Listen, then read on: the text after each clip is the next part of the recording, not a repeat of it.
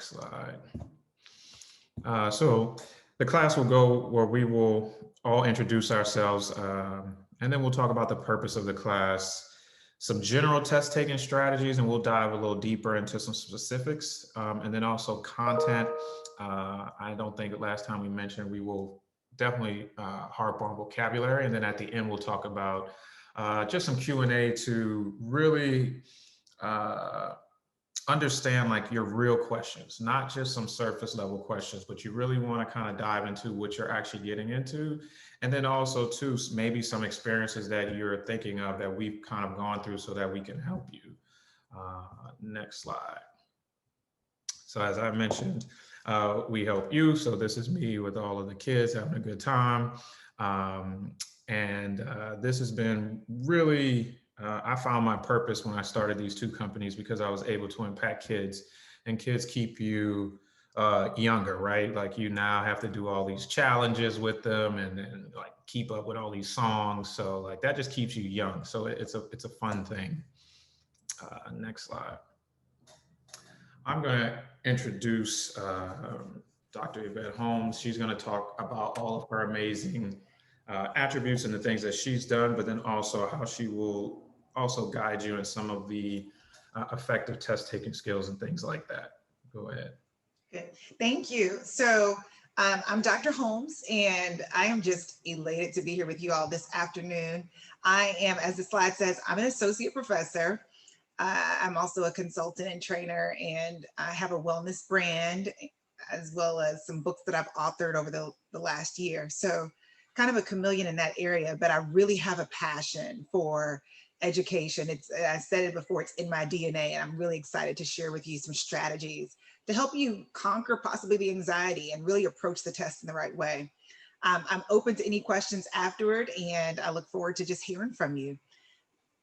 I'm going to pass the mic to our next trainer, who is Miss Leah McKinnon. Hello, I am Miss Leah McKinnon. I have my master's in education. Let me say this. I'm a special education teacher. Okay. Special education is something that's very dear to me, only because of the impact that I like to have on students who are a little less noticed. You have those people, those students who are not as, they don't get catered to as much.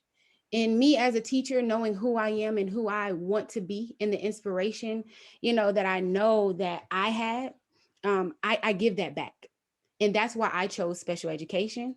And I am also a trainer. While I was in college, I was a student in the College of Education. I went ahead and passed my certification exam before I was even done with, I did 2 SPED classes, took the test, passed the test because I was familiar with the strategies. My education program made me prepare, and I was prepared. Therefore, now it helps me to know that I was given those particular tools that helped me to pass the test. The teachers did give me the content, they gave me the knowledge, but I also had the skills to pass a test. And that's why I don't mind training and giving and sharing what I know. I want to add to that because you attended Prairie View A&M University out of Texas, an HBCU, and I'm a fellow Rattler. I didn't mention that, I should have, but I'm a graduate of FAMU School of Business and Industry. So this is a wonderful opportunity for me. I actually taught at FAM for a few years before going to teach over at Florida State as well. Currently teach at UM here in Miami, as well as at Bethune. I'm educating the Wildcats, but they are getting a Rattler education, as I always say. So this is a wonderful experience to be able to get back in FAMU's classroom after having kind of stepped away for a while. We're looking forward to it.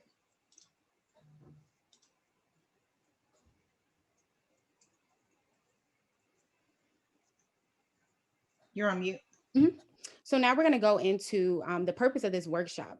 Now, what's important is that I am assuming that nobody has taken the exam before.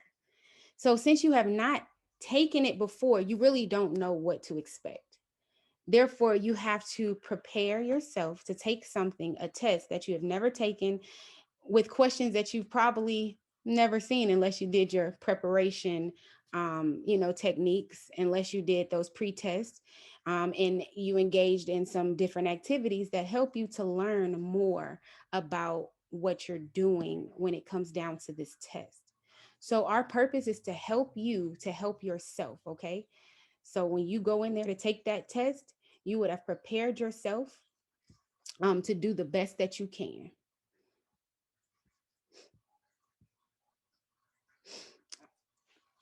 Okay, y'all have to talk to me now. So who do we have? We have, I see Jessica.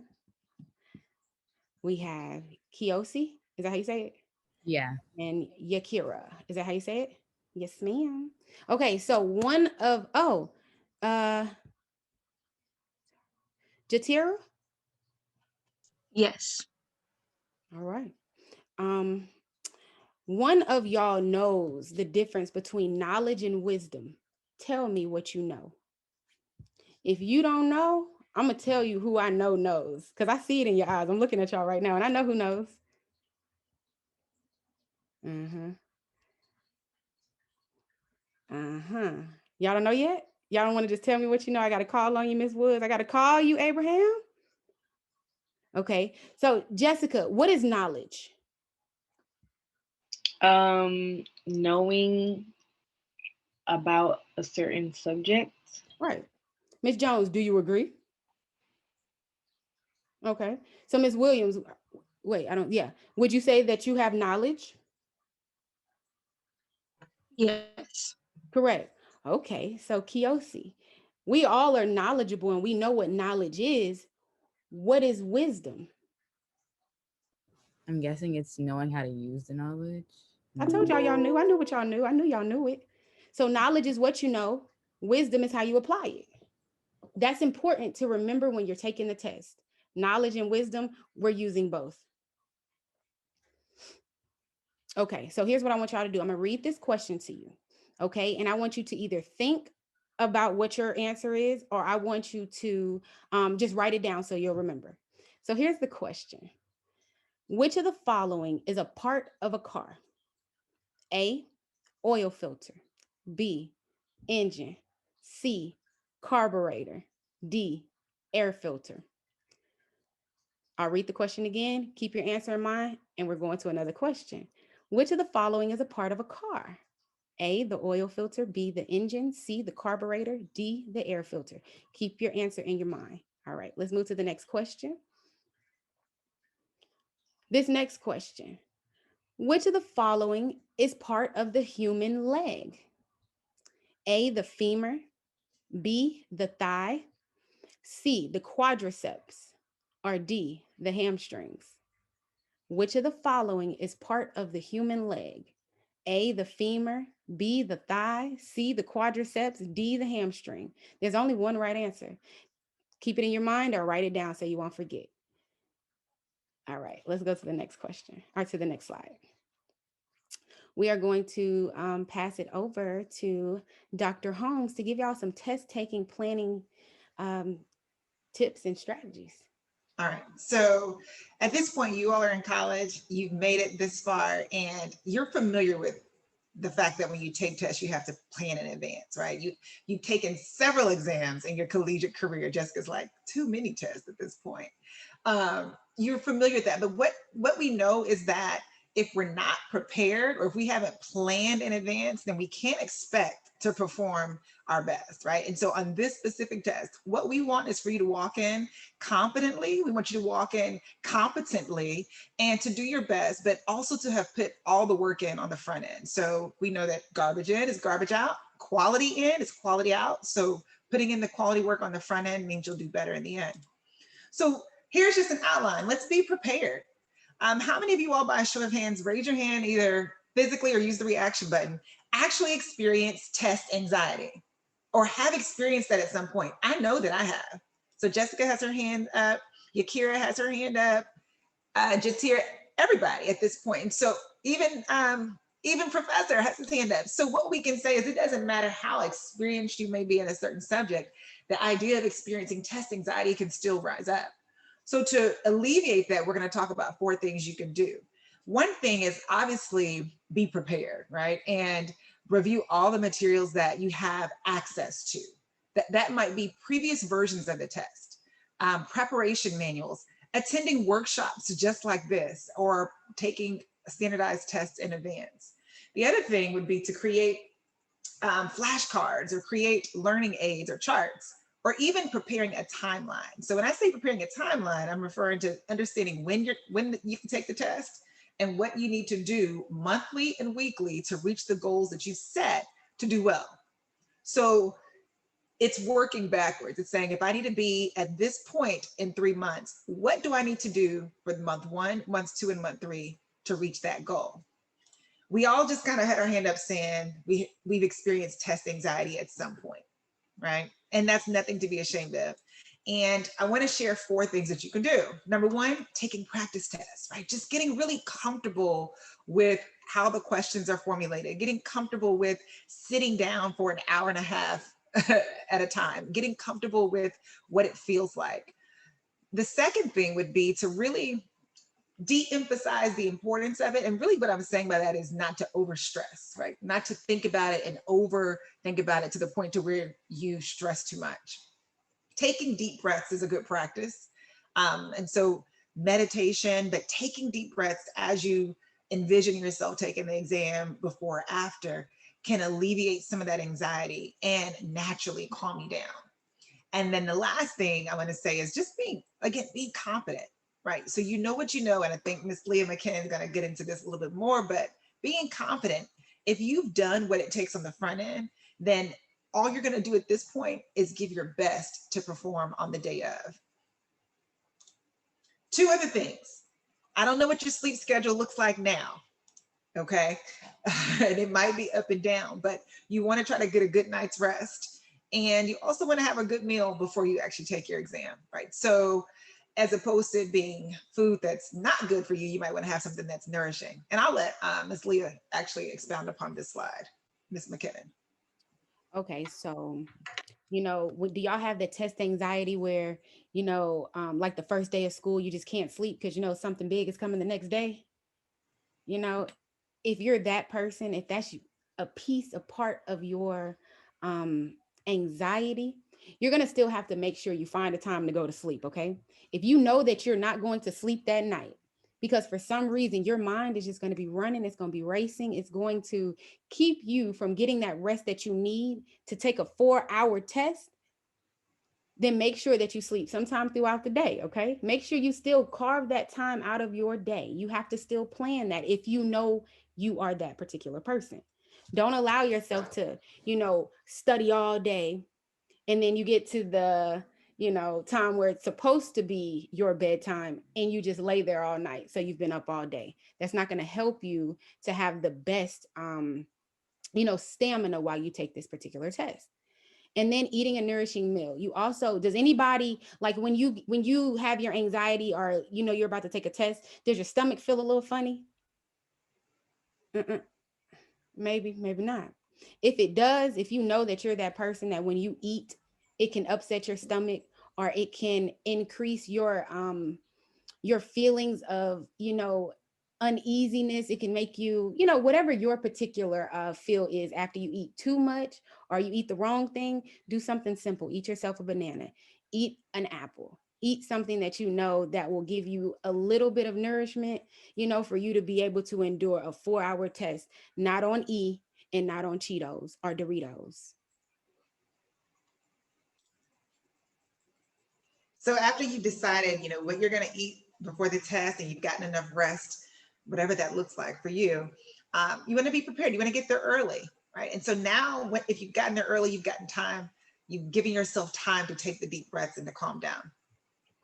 During the test, there actually will be some questions that you may not be familiar with, right? And in that instance, don't worry about those. You may have to skip them and then come back to them. The good news is that if you do skip them, there may be clues to those answers in the following questions. So when you come back to it, then you can answer it correctly and you'll be more confident. So those were just some general strategies in terms of approaching any test taking, but specifically this one. Now we're going to talk about strategies that are specific to the education certification. And this is where you want to take copious notes. I've told my students copious notes means these notes are detailed, they are thorough, and you can refer back to them and answer questions. So pay attention here. This is specific to the actual exam. Okay, so I'm gonna say this before I go right here and talk about that. I'm curious, Miss Woods, what subject grade level are you trying to teach or are you interested in? Ninth grade math. Ms. Abraham, what you thinking? I want to be a professor in college. Yes, ma'am. Miss Jones. I want to teach secondary and do history or social studies. Okay, okay. And Miss Williams. I want to teach primary. I don't know exactly like what subject yet, but yeah, little kids. Okay, right, little kids. Okay. So all of y'all are different, levels, different subjects of interest. But whenever you're thinking about taking a test, the strategies that all of y'all could use, either as a teacher creating a test or as a student in the College of Education having to take a certification exam, you have a test format. Okay. And you also have, for this particular exam, you have a practice test as well. Sample questions are included. What I'm trying to figure out, I just want to ask y'all one more question. Okay. Are any of y'all confident that if you took the test today that you could pass it? Okay. So Ms. Abraham, you think that if you were to take the test today, like I feel like I could pass the test right now. Yeah. Good. Anybody else? No? Okay. Let me just do this. Ms. Jones, what is one thing that kind of makes you unsure about whether or not you would be successful or not? Simply because I haven't really retouched a lot of topics. Easy enough. Easy enough. You need to build up your knowledge. You just want to build your knowledge so then you can go into the test prepared and be able to fully answer those questions, and make wise decisions, because sooner than later you'll be a teacher. Okay. Miss Williams, what makes you uneasy about taking the test tomorrow? I haven't really practiced as much as I should, so I don't know. I need to get in there and really practice so I would know what to expect and stuff. Okay. Jessica, have you already thought of a plan, or has somebody already discussed with you a plan to pretty much tackle like studying for this exam that you take next week? That you're not taking next week, but hypothetically, if you were taking it next week, she's like, what? No, ma'am. If you were to take the test, let's just say next week, that's crunch time. Would you have a plan on what you're going to do to build yourself up, to have that confidence to say, when I go in there tomorrow, I'll pass? Well, yes, I would have a plan. I'm working on my plan still. Okay. But Good. I'm making sure that I do get the practice because I am nervous about it. Yes, understandable. Now, here's another question. Dr. Holmes will probably bring this up a little later. Do all of y'all know each other? Are y'all all familiar with each other? No? See, when things are virtual, it's a little harder to like build that connection with your classmates simply because y'all are not in the same place.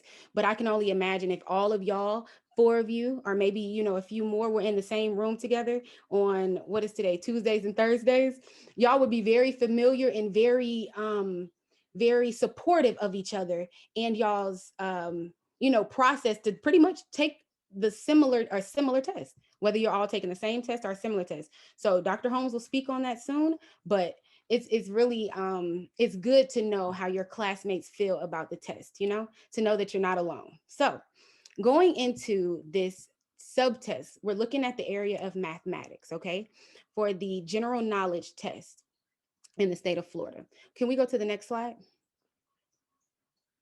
You want to think about, let's just say when you take the test, you have to answer questions, okay? Each one of these questions is in the form of a multiple choice question, okay? Now, you have direct questions. Direct questions are going to ask you a question and you're going to choose the response option that best answers the question. Can we go to the next slide? For example, which equation illustrates the associative property of multiplication? They ask you a question and your answer choices A, B, C, D are going to be a direct answer to the question that was asked, right? Let's go to the next slide. This is another example of a direct question, okay? I'm going to read it. In a 4th grade mathematics meeting, 2 teachers are discussing ways to teach multiplication. Teacher A believes the class should be taught in standard algorithm as the best way to solve a multiplication problem. Teacher B believes the students should explore various multiplication strategies and decide which strategy is best for each problem. The question: what component of math fluency is teacher B promoting? Now, here's my question to any of y'all. If I had a prize, I'd give it to you. What does the word fluency mean? What is fluency? Have you heard the word fluency before? So it's not a new word, at least, right? You just can't define the word, or you can't put that definition in your own words, right? If you were to see it, you can probably say like, okay, I know what that means. But in this question, I'm asking you, what component of math fluency is this teacher promoting? A, rate. Can you define rate? It's just a hypothetical question I'm asking you now. If you were taking the test, do you know what rate means in a mathematical situation? Do you know what flexibility means? Automaticity, accuracy, okay? I'm asking you a question where not only do you have to know the knowledge, but this is one where you have to know how to, in a way, apply the knowledge, but it's more so just knowledge. If you don't know that vocabulary, those direct questions will be difficult for you, okay? So whereas we all have heard of fluency, we didn't create that flashcard yet. Okay, we didn't create that flashcard yet, which is something that you're going to do to prepare for your test, because you want to be able to define each one of these words to determine which one, which component of math fluency teacher B is promoting. Okay, does anybody have a guess on what they think the answer could be? What do you think, Miss Abraham? I think it's flexibility. Okay, she's the one that's prepared. I agree. I agree. Now, in a case where you didn't know all the definitions, or flexibility wasn't so, in a way, I can say it's obvious, but it's not always obvious. In this situation, the answer could be automaticity, but you're going to choose flexibility because you know what the word flexibility means in relation to general world terms. But in math, flexibility can have something to do with subtraction. And if you didn't study that vocabulary word to know flexibility has to do with subtraction instead of multiplication, you choose that word because you're familiar with it, whereas the answer was something like accuracy. Okay, y'all understand what I'm saying? Be familiar with that vocabulary. All right, next slide. You also have graphics. Graphics are those questions where you will have to choose the option that best answers a question involving maybe a number line, a geometric figure, graphs of lines or curves, a table, or a chart. For example, on the next slide, we'll have this question. Everybody has seen one of these before. We know how to read that, right? That's nothing too complex. Okay, so if I were to read it, the following circle graph shows the results of a survey of 150 students. How many students choose baseball as their favorite sport? Now, the good thing is that we know how to read the chart, but the thing is, you also have to know how to do the math in this situation here, right? So not only did they give you this information, such as the percentages, you're going to have to do some math too, okay? So all of your questions, we can move on to this one. No, stay there. All of your questions, okay, will be one of these 3 types. So I'll just move on to this one though. Which of the following polygons can be classified as regular? If you're unfamiliar with what a polygon is, it's going to be hard to answer this question, right? If I was asking you a question about triangles, as an adult, you're not going to pick a square, right? But as a kid who is unfamiliar that a triangle has 3 sides, they might pick a circle. You're going to say, no, that's not a triangle. A triangle has 3 sides. But that's because you know what a triangle is. So on a test like this, you have to make sure you know what a polygon is as well. So whereas you know how to read those charts and graphs, you'll still know how to do you have to know how to do the math, but you'll still also have to know that vocabulary. Okay, let's move on to the next slide. And then the last area that they give us type of questions about are word problems. These are when you apply those mathematical principles to solve a real world problem and choose the best response option. These are those questions that, if we go to the next one, let me read the question. A fourth grade student is experiencing difficulty in understanding the concept of place value. Which of the following is the best strategy for reteaching the concept? Tell me this. Did anybody find the keyword? Let's put it in the chat. Let's put it in the chat. Let's see, just reading the question. What is something that you really need to focus on before you can even answer that? A fourth grade student is experiencing difficulty in understanding the concept of place value. It says, which of the following is the best strategy for reteaching the concept? What are your key words in that question? And really, I want Ms. Abraham to help me out. Let's do that. Ms. Abraham, guys, I like put it in the chat. Yeah, everybody else put it in the chat, but Ms. Abraham, tell me are there any words or anything that you have identified as important? I think I picked two. I put place value and then best strategy. Okay, best strategy. And then I see in the chat reteaching. So we say reteaching place value. Okay. If we want to reteach place value, okay, we want to reteach place value. And I just, is this where I go over the answer now? I think I do it later. I'm going over the answer later. We got our keywords. We're gonna figure out the answer after we talk about these different strategies. So Dr. Holmes, help me out. All right, so you're holding that in your thought bank. I'm going to bring back these two questions that we started the entire discussion with. And we're going to describe these in terms of being umbrella questions or fusion questions. So we asked you to write down your responses to this question. Which of the following is a part of a car? An oil filter, engine, carburetor, or air filter? This is a fusion question. So before I tell you how to attack this, let's put in the chat what your responses are.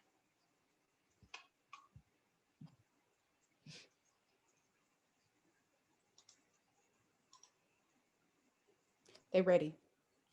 Everybody went with engine. Everybody went with engine. Well, look at here. So let me ask, Jessica, what was your thought process in selecting engine? Honestly, I just know for a fact that engine is part of a car. I don't really know the other stuff. So I went with engine. Okay. What about Yakira? What was your reasoning? Yeah, it was pretty much the same. I kind of felt like it was a trick question. I low-key wanted to pick everything because it sounds familiar for a car, but like Jessica said, like an engine, we know for sure. So interestingly enough, you all picked the right answer, okay?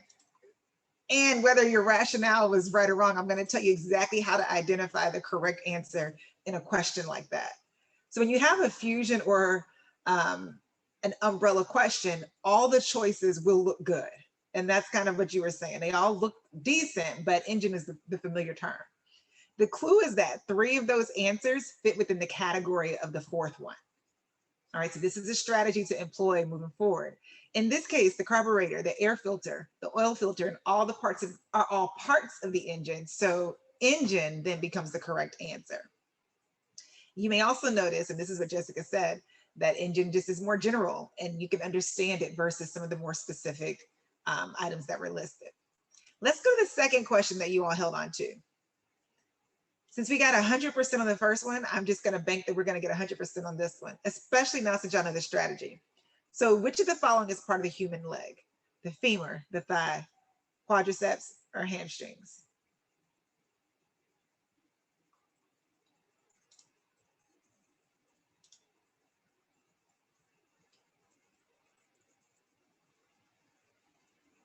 Are we saying B again? Is that what the chat is showing? Y'all, it was, yes, unanimous. Yep. So Unanimous. unanimous again. So right away, the note says you probably recognize that they're all really a part of the leg, but this is an umbrella question. So we just said that 3 fall under the category of 1, and you're correct. It's B, the thigh.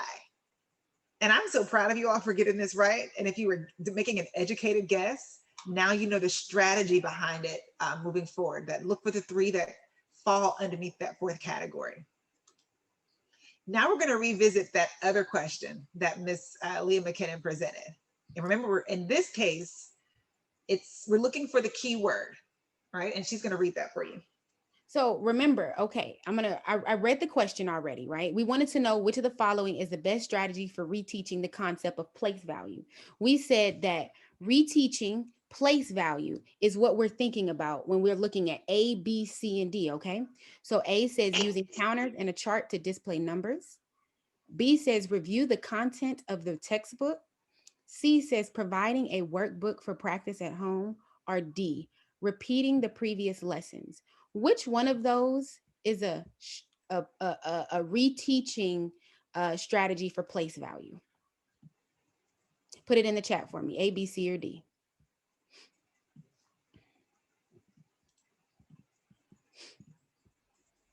Okay.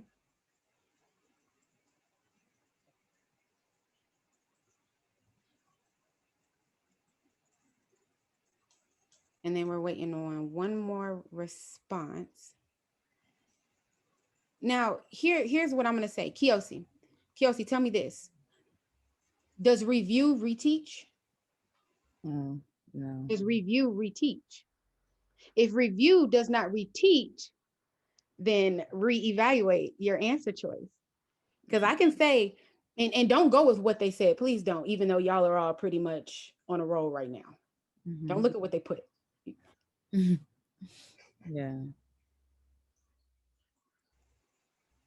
You see what I'm saying, right? So when they all chose A, that is actually, let's say, and y'all didn't miss the word, y'all said reteaching place value, but we didn't say strategy. So for Kiyosi, you probably would need to utilize that word strategy. Had I said which one is a strategy to review place value, then I know that would have triggered you to say, oh, a strategy is going to be using the counters in the chart. Because just reviewing that's not really a strategy.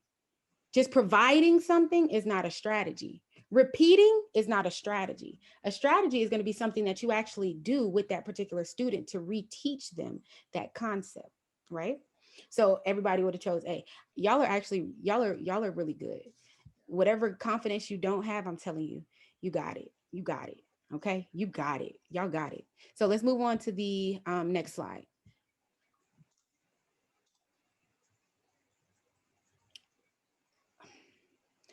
I haven't emphasized vocabulary to y'all a lot, but what I will say before I move on to this next slide is, you know how we all answered that question about the car?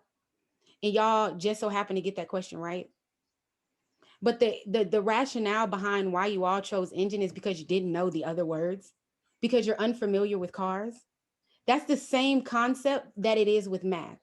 If you're unfamiliar with that topic, that concept, you need to make sure that you familiarize yourself with that vocabulary, okay? Because you'll try to select that one answer choice that in this case, y'all were all right, which is really, really good and very impressive. But at a test or during this test, you might not know any of those words. But once you make your flashcards, you're good. So we are going to move to your study guide, test content. So Dr. Holmes is opening up a live binder that you will all have access to. Is anybody familiar with Live Binder? No? Okay. Welcome to Live Binder. There we go. All right. So Dr. Holmes, what are we looking at? So what we're looking at is another tool. We already know that y'all are using 240 tutoring. And that's what you're using throughout the semester that'll contribute to your final exam. But Live Binder is another resource. It's another tool that you can use that houses a lot of information that you can use as a study guide. So with Live Binder, you're able to house and collect information on the World Wide Web, videos, links, PDFs, articles, whatever the case may be, whatever content that you can get your hands on, you can house it here. And it's basically like a virtual study binder. And you can access it from your phone, you can access it from your laptop. And the great thing about this is, you know, you can use it to study and prep for the exam, but you can also use this in the classroom. So post-examination, and now you're in the classroom teaching, whether it's at the collegiate level or the K through 12 level, you're still able to access the resources that you gathered that speak to different competencies. So this is a sample of what one could look like, and yours could look different if it's catered and tailored toward your specific test. In this case, there are 4 competencies outlined under this mathematics subset and these subtests, and these may not be your exact competencies, but what we've included is an example. And you can show, we show here that competency 1 is comprised of 3 different component parts, for example. First one is compare real numbers. Then the second component part for the competency is solving real world problems. And then lastly, evaluating these expressions.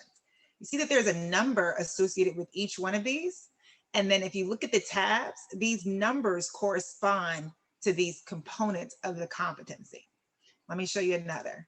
Competency 2, and this is just an example again, is comprised of these 4 items. And these numbers correspond to these tabs. And what we've done is, I'll just pick one for example, solving problems involving ratio and proportion. We click this tab, there's a resource here. And we've added this from the World Wide Web, from online. We can put, again, a video, a PDF, whatever the case may be. And when you click on it, there are exercises and activities that you can complete to test your knowledge, or at least assess your knowledge. If you fly through it and you do well, then perhaps this is a competency that you don't spend as much time on.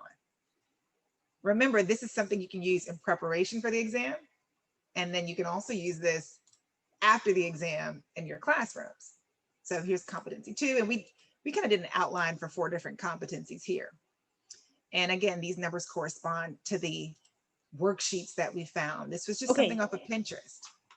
That's what I was going to say, that you don't always have to study for the test, you know, very cut and dry, you know, have a book, have a piece of paper, you know, sit in a desk. You can actually, you know, challenge yourself to do something. Let's say as a teacher, you're going to give your students different activities. They're going to cut out papers, you know, to reinforce what you've taught them. They're going to do different website games. They are going to, so don't limit yourself to studying for the test just one way, because everybody is not as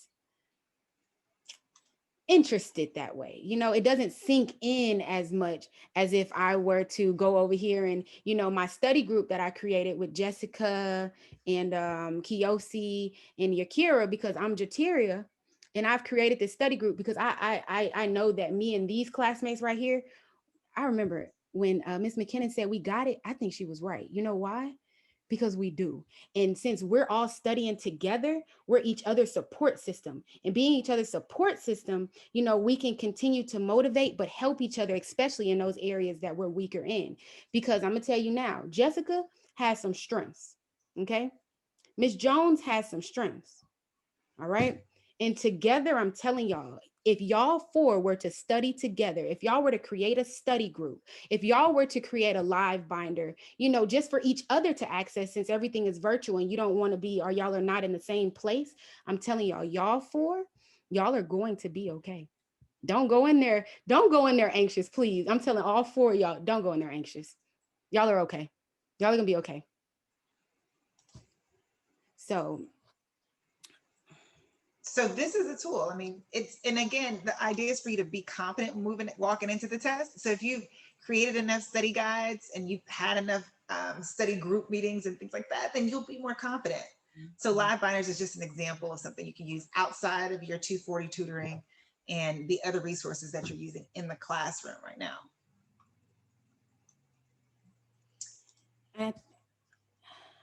I know Mr. Okpalobi, he has an interesting story. Let's say that, you know, he wasn't a teacher. He's not a teacher, but I just want him to share with you one thing that you might be able to take with you, you know, and just put it in your pocket, keep it. I am not a teacher. I kind of say that I'm more of a motivator or a coach, but I just try to do with one of my teachers did for me, Miss Foley, is just bring out the best in you. I was kicked out of second grade, kicked out of third grade, I almost kicked out of fourth grade, and then Miss Foley in the fifth grade really sat me down and said, you know, you're going to be special and you have amazing talents, but if you keep going down this path, you're going to go down the wrong path.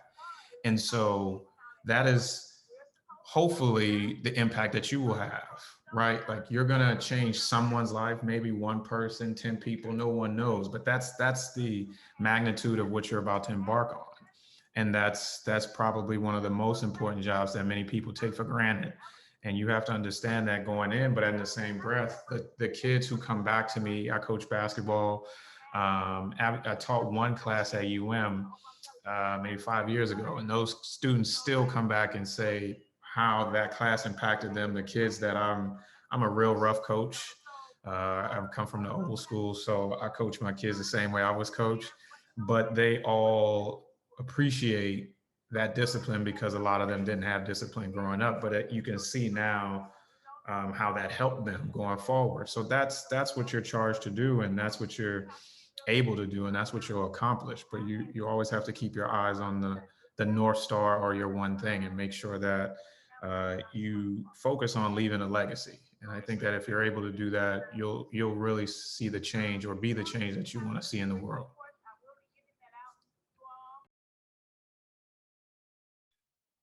Now, I love that Mr. Brandon added that piece because I actually want you guys now to share what were your thoughts about this presentation. What did you get? You know, we do this in all of our assignments. What was a key takeaway from what you heard today? A quote, what got you to say, aha, today?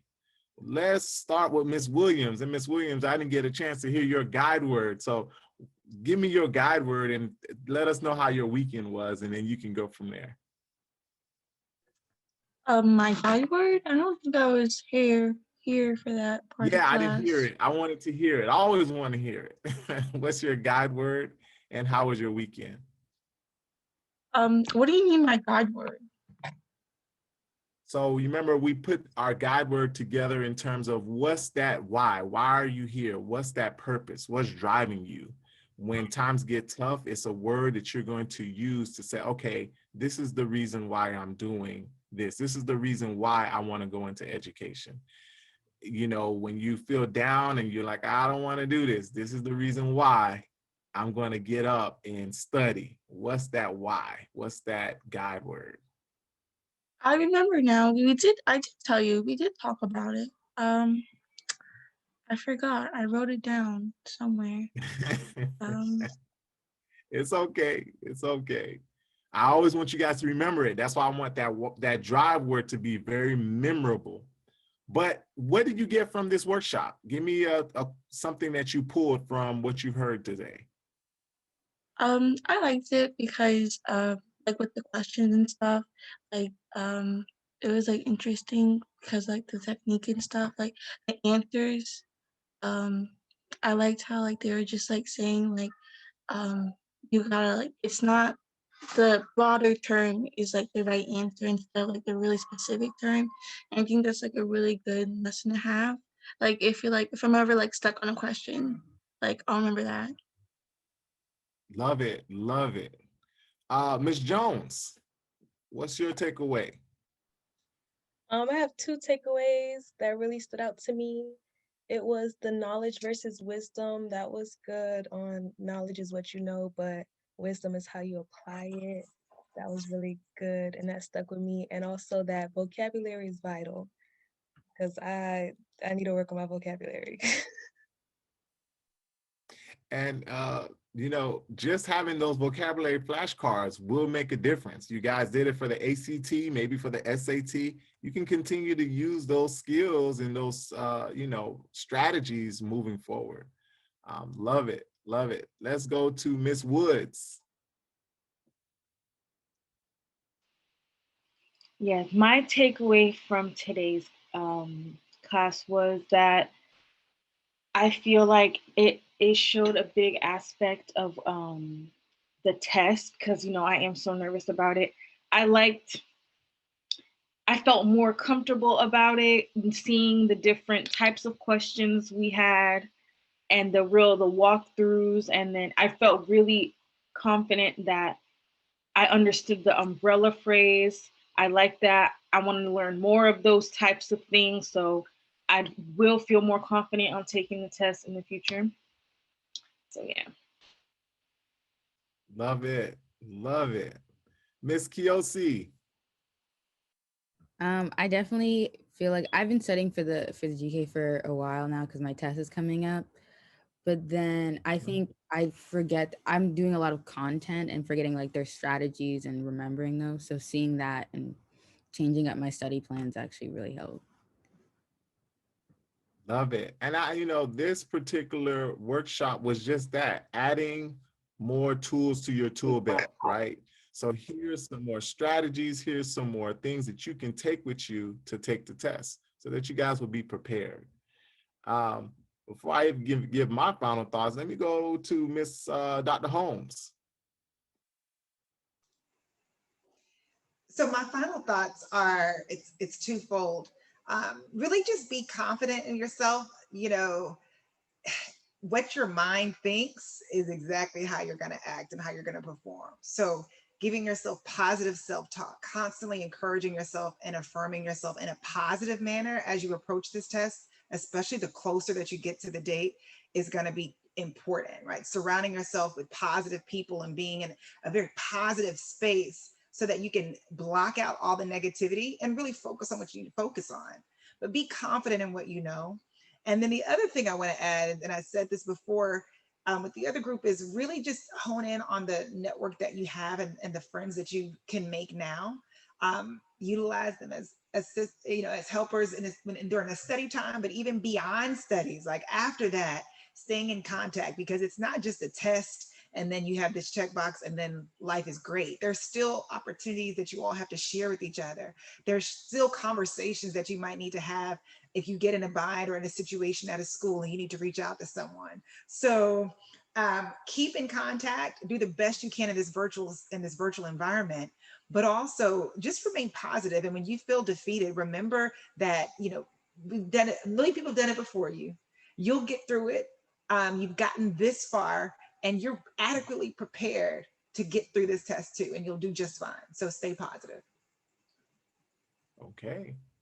Love it. Miss Leah. Okay, Ms. Woods, I have a question for you real quick, only because you said your guide word, or the word is a guide word? It was math. It's a guide word. Yep. Why was it math? My guide word is math because I want to teach young students in high school to not be so scared of it,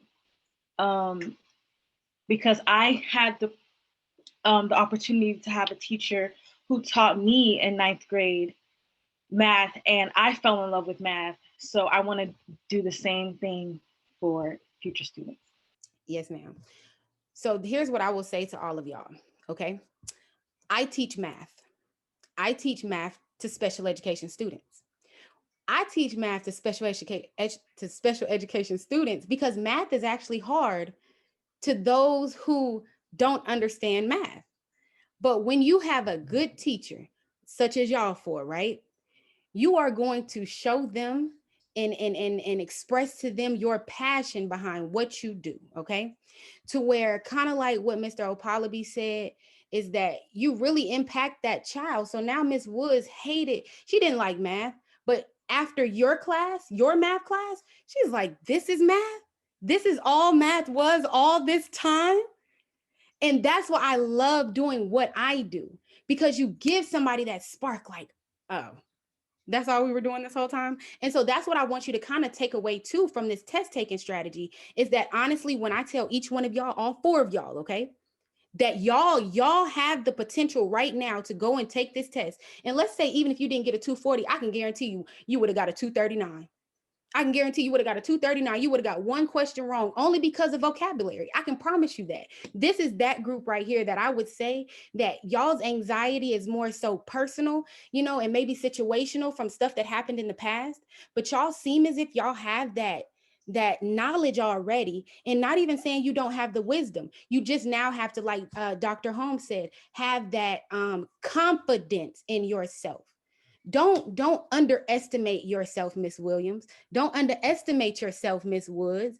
Don't underestimate yourself, Miss Abraham, or underestimating yourself, Miss Jones. Because when I'm looking at y'all, and after what we just went through right now, y'all have identified everything that we were already trying to tell you without us even telling it to you. And then when I brought it back to your attention, Miss Abraham, you were like, oh, right. So it's not as if you don't know. Y'all already know.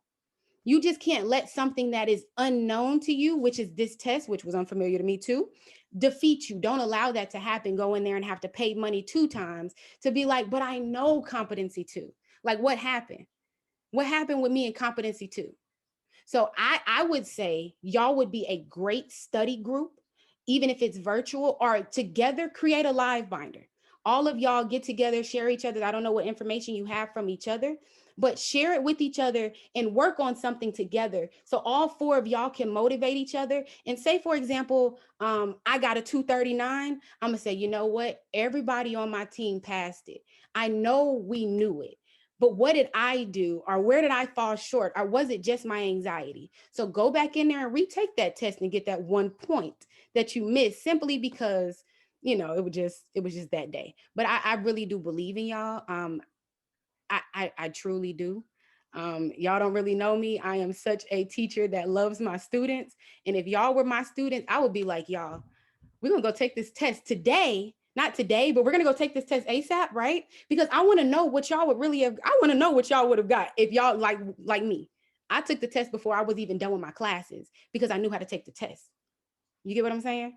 So I would want to see what y'all 4 would make on this test without any other knowledge or wisdom related to, you know, what y'all are trying to do with your life. I believe in y'all for sure. For sure.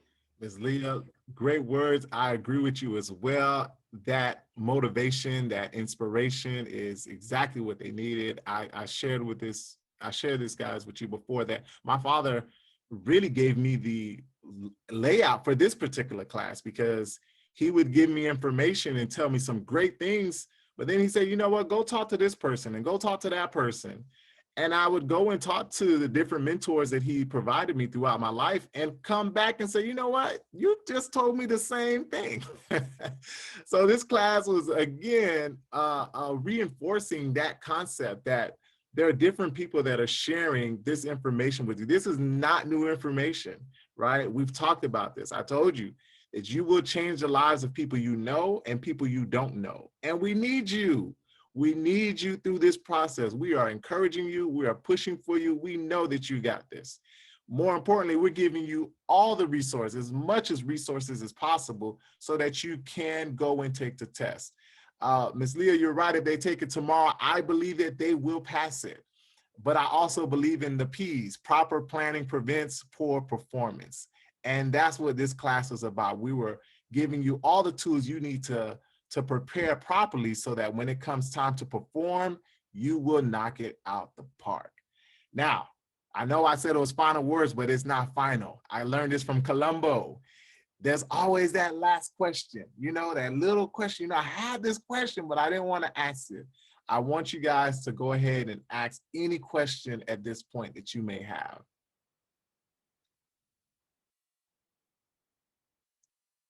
Go ahead, Ms. Woods. Yes, ma'am. Where do we get access to that binder? The team is actually going to share with me, and I'm going to share the binder information as well as their information in terms of their social media feeds, their websites on the announcement page. So I'll be sharing that with you guys very shortly. And that's another thing that we talked about in our last class, but this class for sure. You want to build your network. You now have 3 more people. We had Dr. Shakira in here, which is another resource to you. You have people who you can go to and talk about anything. Like Ms. Woods, you now know somebody else who has a passion for math, right? So you can say, hey, you know what, Ms. Leah, how can I, do this? Or how can I, change this up in my class? My higher educators, you now have Ms. Holmes, who can provide you with that information in terms of what is it going to take to work with students in the university and college level courses. And for those of you who want to continue to inspire and to motivate, you got Mr. Brandon here who, he has a brand. That's his brand. And I know he's willing to share his insights and his, all of the little tricks and things that he's learned over the years. One of the things that I recommend throughout your lifetime is to add mentors to your tool belt. And here are 3 great mentors that you can you can tap into that will provide you with a number of, tips to help you shorten your path to your goal. Because they've gone through it. Ms. Leah has taken the test. She's telling you that you have the skills and the tools to do it. So I'm going to share their information with you. I want you to reach out to them. They're going to tell me if you reached out or not too. So I want you to reach out to them. Hey, I talked to Ms. Holmes. I talked to Ms. Leah. They gave me some information. I want you to connect with them on LinkedIn.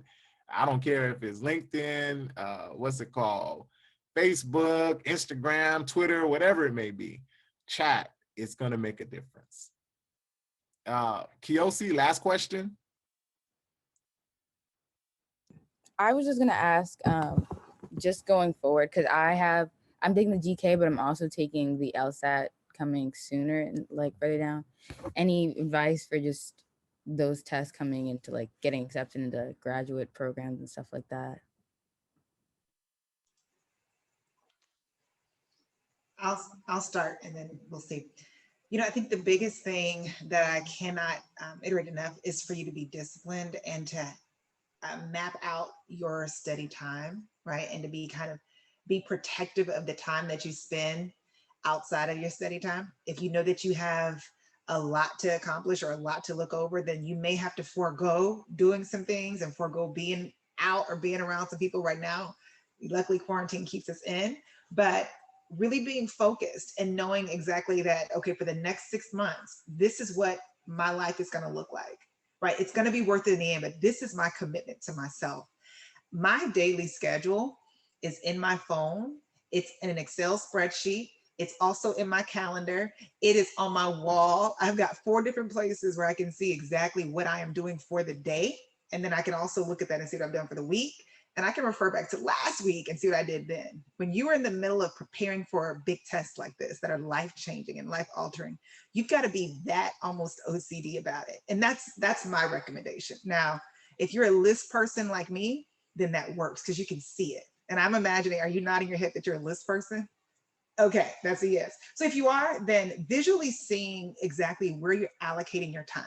Like I spent from 8 o'clock to 11 o'clock, I did this. And then from 11:01 to 2 o'clock, this was on this agenda. Then I had class and then I studied here. So really being protective of your time and being very intentional with everything that you do during this period. Knowing that, okay, for 6 months, it may be a little strange, it might be a little strict, but the payoff is gonna be beyond what you could ever imagine for being that disciplined. Because everybody isn't disciplined. Like being disciplined is difficult to do. Getting distracted is easy also. And if you find that you're burning out because you've just been too strict with your time, then take a break, reset, recalibrate. So do something to kind of release and then get back to it.